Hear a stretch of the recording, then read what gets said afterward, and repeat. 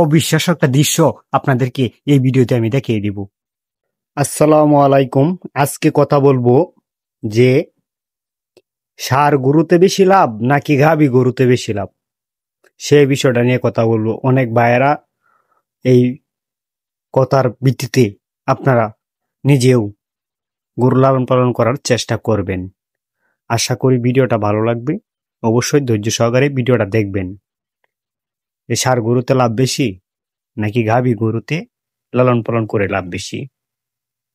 আরেকটা কথা বলতে চাই, যারা 3 মাসের গরু মোটা তাজা করি তারা কিন্তু 3 মাস 4 মাস পর পর হাটে গিয়ে গরু কিনতে হয়। এটা কিন্তু এক ধরনের মানে কষ্টের বিষয়, মানে অনেক প্যারা হয়ে যায়। নিজে যদি না জানেন গরু কিনতে, তাহলে এটা আপনার জন্য অনেক কষ্টের বিষয়। কারণ একটা গরু আপনি যদি কিনে যদি লাভ না করতে পারেন, তাহলে আপনি বিক্রি করে কিভাবে লাভ করবেন? আপনি এত টাকা খাওয়ায়া এত কিছু পরিশ্রম করে তারপর আপনি একটা গরু থেকে কিভাবে লাভ করবেন? তাই আমি আপনাদেরকে বলবো যে আপনারা 3 মাসের যে প্রজেক্টটা, এই প্রজেক্টটাতে আপনারা নতুন অবস্থায় আসবেন না। কেননা দেখেন, একটা ষাঁড় গরুর থেকে কিন্তু একটা গাভী গরুর মধ্যে দিন রাত পার্থক্য আছে। লাভ সংখ্যা হিসাব করতে গেলে দেখেন, একটা গাভী গরুতে কিন্তু অনেকটা পরিমাণ লাভ আছে। লাভটা আপনাদেরকে আমি নিজের চোখে প্রমাণ সহকারে আজকে এই ভিডিওতে আমি দেখিয়ে দিব।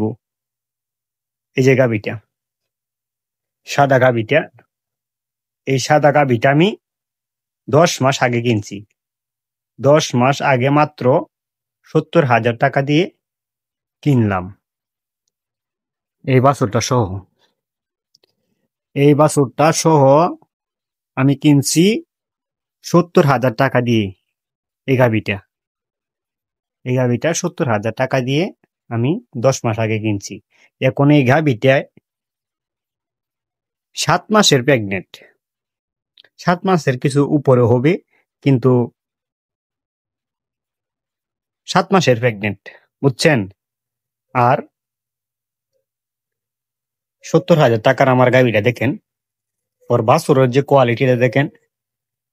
আপনারা গাভী কিনবেন, বাছুর সহ গাভী কিনবেন, তাহলে আপনি এখান থেকে অনেকটা লাভবান হতে পারবেন। এটাতে আপনার লস বলতে কোনো কিছু নাই।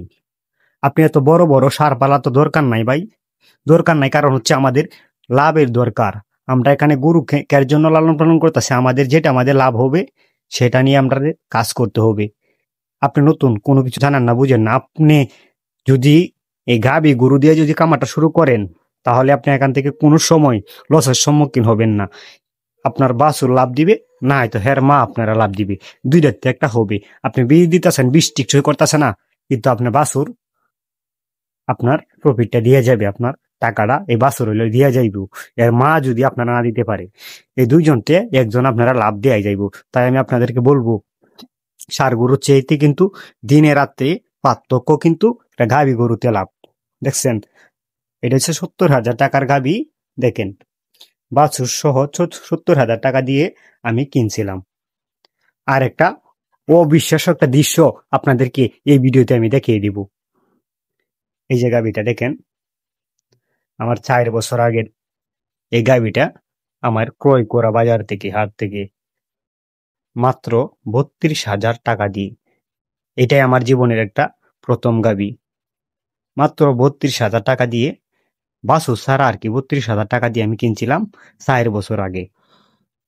এই গাভী থেকে আমি সর্বমোট বাচ্চা পাইছি প্রায় 60টা, বুঝছেন? এরা সহ আমি সর্বমোট এর মার কাছ থেকে বাচ্চা পাইছি 60টা। আমি কিন্তু গাভী গরু দিয়ে কামাটা শুরু করছি, বুঝছেন?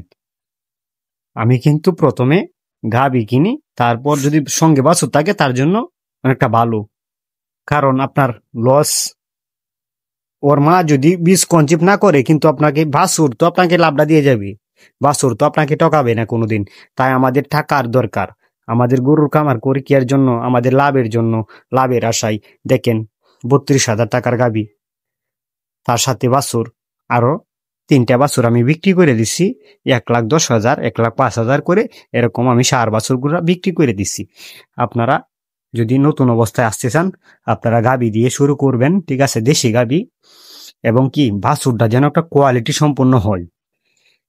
আপনাদেরকে বলবো যে একটা কোয়ালিটি সম্পন্ন একটা বাছুর কিনবেন। দেখেন 70,000 টাকার গাবিটা দেখেন, দেখেন নিজের চোখে দেখেন 70,000 টাকার গাবিটা আজকে বাছুরটা ষাঁড় বাছুর, এটার দামই আছে 70,000 টাকা, বাছুরটার দামই আছে 70,000 টাকা। দেখেন আবার গাবিটা 7 মাসের প্রেগনেন্ট। তাহলে কিরকম এখানে লাভ আপনি একটু হিসাব করে দেখেন। 3 মাস পর যদি আমি গাবিটা কত বিক্রি করতে পারবো।